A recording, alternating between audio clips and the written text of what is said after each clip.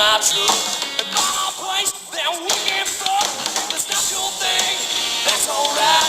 I'll settle for a kiss goodnight. You can't resist what you can't avoid. Baby, I'm a cowboy. I'm a cowboy.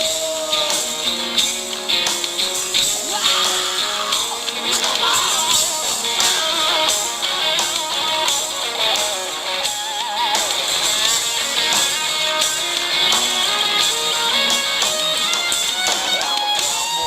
I'm a ranger, in the name of danger.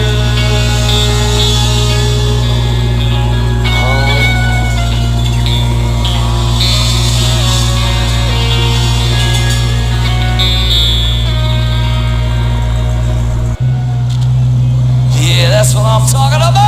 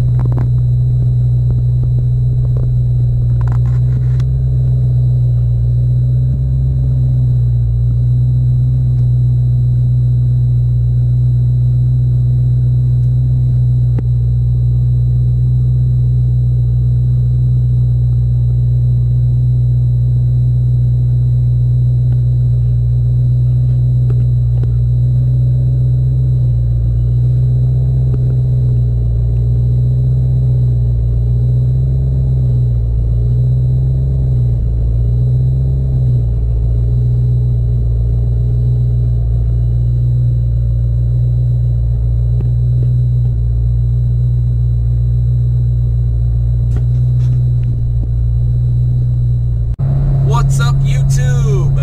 I hope you liked that entrance video with all the new stuff on the car. I will do a review of each and every piece I got put on.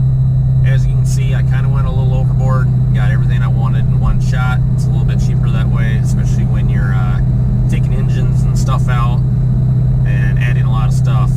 So I'll give you a quick review of some of the stuff that are in, everything I've ever been waiting on, plus some. So the drive shaft is on, the diff brace is on, the drag radials are on, as you can see. I run all the time around 19 PSI as if I'm at the drag strip. Highly recommend it. Yes, I know I'm going to probably go through tires a little bit faster, but oh my god, does it hook. And when I mean does it hook, it hooks so good. Mickey Thompsons are definitely the way to go. As you can see, I had the Barth shifter. I got a race clutch, McLeod RXT I think it is. I'll have to double check what the box was. As you can see, the 4.7 liter Kenny Bell. Love that thing. I'll give you guys a hint of the horsepower later, but a lot more than what I was at, and still more room to go if I want. I can tune it up and go to 26.5 PSI. The only worry is that's a lot of boost for a stock engine. But either way, this thing is booking. 0 to 60s, you'll just have to see. I posted one, but that was before. That was actually before I even did all these upgrades. I have not done one, well, on film yet, so I'll wait and show you what I get. Other things that were done on the car, so I said the drive shaft, the KB. I have new injectors, 1700cc instead of the 1050X that I used to have, which are phenomenal. Loving them. And I also have new spark plugs. So a lot of new upgrades. I probably missed a few of them, but there's a lot going on in this car, and it is completely done. I am extremely happy. Depending on how well I do at the track, I already can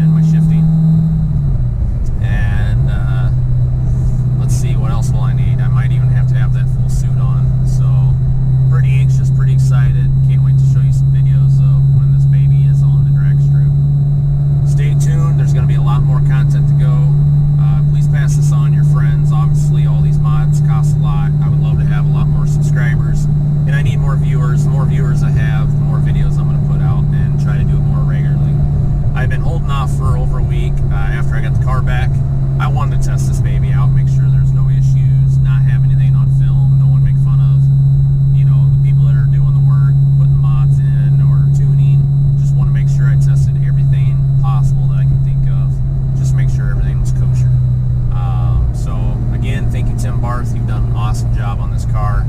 Love it. I can't recommend you. I think anyone and everyone that's ever posted anything on Facebook or anything, I've always said, go Tim Barth. He's the way you want to get it done. So, greatly appreciate it. Him and his wife Rhonda do an amazing job, as well as their crew there. So, but stay tuned. I have a lot more to come. A lot more videos coming out. Let me know what you guys would like, what you'd like to see. Please give me a thumbs up, a like, and comment on this video. Have a great day. Just a quick pick me up.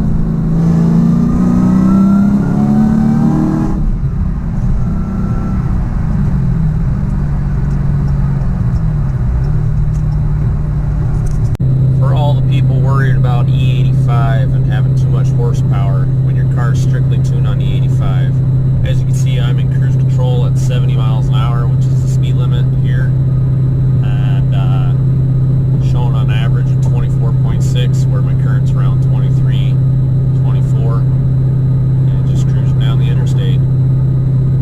So that's E85. I can't put anything else in this car. I've showed some little leaks where I test my fuel alcohol content, or fuel ethanol content, with a vial. And the vial, I stay above 79% every time I put it in my car.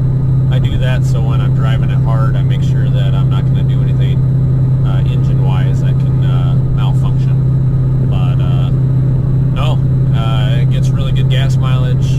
Obviously, if I'm killing it or taking it to a track or driving it hard, my gas mileage is going to go down. But when I'm just sitting here cruising on the interstate and maintaining the speed limit, abide by the laws, I get really good gas mileage. Obviously, if I get on it, it's gonna change, it's gonna lower. But just to give you a quick show, and not bad. Doesn't use that much horsepower. Obviously, in sixth gear. When you're sitting here just cruising. Same with RPMs, about 1900. So not bad.